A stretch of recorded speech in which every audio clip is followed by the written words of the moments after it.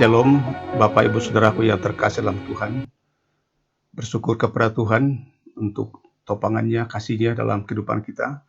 Dan malam ini, baiklah kita mempersiapkan hati kita di saat-saat yang terindah dalam kehidupan kita untuk menikmati lautan Tuhan lewat firman-Nya dan lewat doa. Dan sebelum itu mari kita berdoa. Engkaulah pemilik kehidupan kami Tuhan, Engkaulah sumber segalanya. Juga Engkaulah yang berikan kami hikmat-Mu. Dan dengan hikmat-Mu lah kami dapat menggunakan segala pengertian, segala pengetahuan, bahkan segala apa yang ada pada kami.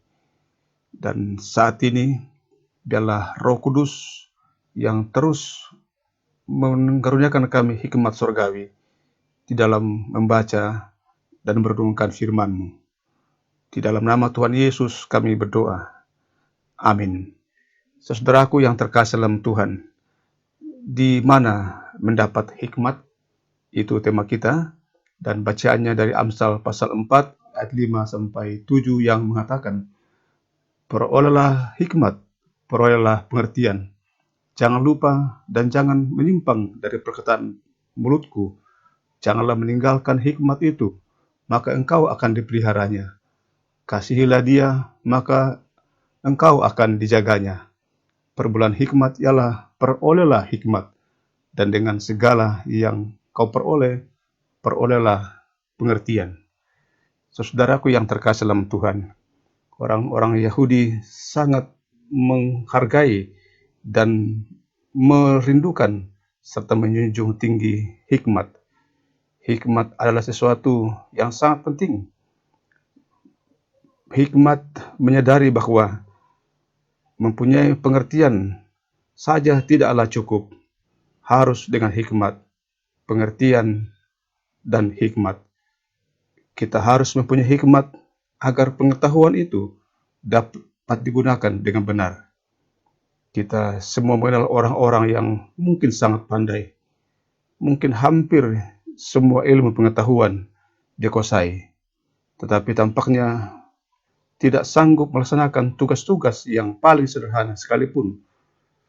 Mungkin mereka dapat menjalankan komputer dan teknologi yang mutakhir, namun mereka tidak dapat mengurus kehidupan mereka sendiri. Permulaan hikmat ialah perolehlah hikmat, Amsal 4 ayat 7.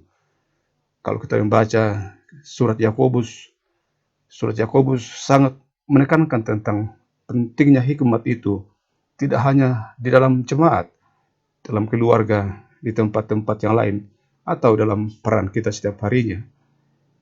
Yakobus 3 ayat 1, untuk menjadi guru, bisa dikatakan pengajar, tidaklah cukup hanya dengan mengetahui sejumlah ilmu dan mengajarkannya sebagai guru. Menyampaikannya di depan banyak orang, apakah itu dengan berkhotbah atau menyampaikan sesuatu pikiran. Dibutuhkan hikmat rohani untuk melakukan setiap bentuk pengajaran dan pemberitaan kita. Tanpa hikmat dari Tuhan, maka kata-kata kita akan menjadi kata-kata yang biasa, kata-kata yang hampa, dan kata-kata yang tidak akan membawa sebuah pembaharuan dan pertumbuhan rohani. Disinilah hikmat rohani diperlukan agar perkataan kita menjadi perkataan yang membawa hormat dan kemuliaan bagi nama Tuhan. Yakobus 3 ayat 13 mengatakan, siapa di antara kamu yang bijak dan berbudi, baiklah ia dengan cara hidup yang baik, menyampaikan perbuatannya oleh hikmat yang lahir dari kelemah lembutan. Kita berdoa. Tuhan, kami percaya Engkaulah satu-satunya sumber hikmat. Karuniakan hikmat-Mu kepada kami, bahkan tambahkanlah hikmat-Mu kepada kami, supaya pengertian, pengetahuan, pengajaran kami menjadi pengajaran yang memiliki hikmat rohani. Perbuatan kami adalah perbuatan yang juga mendatangkan sukacita. Dan bila hari ini ada hal yang kami kerjakan dan lakukan, serta katakan, biarlah itu menjadi sesuatu yang di dalamnya dibangun di atas hikmat Tuhan, supaya tidak menjadi sia-sia hidup kami hari ini. Kami pun dengan hikmat Tuhan memohon agar kami yang bergumul karena sakit, beberapa orang saudara kami yang dirawat di rumah sakit dan juga dirawat di rumah, entah karena masih adanya pandemi COVID-19, dan beberapa orang tua kami yang dalam usia lanjut dan sakit berbulan-bulan, bahkan ada yang bertahun-tahun terbaring di pembaringan. Hikmat Tuhan kami percaya tidak meninggalkannya. Dan setiap kami, keluarga kami yang merawat mendampingi orang tua kami, hanya dengan hikmat daripadamu lah semua itu dikerjakan dengan takut akan Tuhan. Ibu bapak saudaraku yang terkasih dalam Tuhan, baiklah bila malam ini kita membuka hati di hadapan Tuhan dan menerima berkat daripadanya. Tuhan memberkati engkau dan melindungi engkau.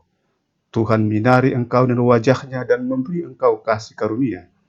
Tuhan menghadapkan wajahnya kepadamu dan memberi engkau damai sejahtera. Amin.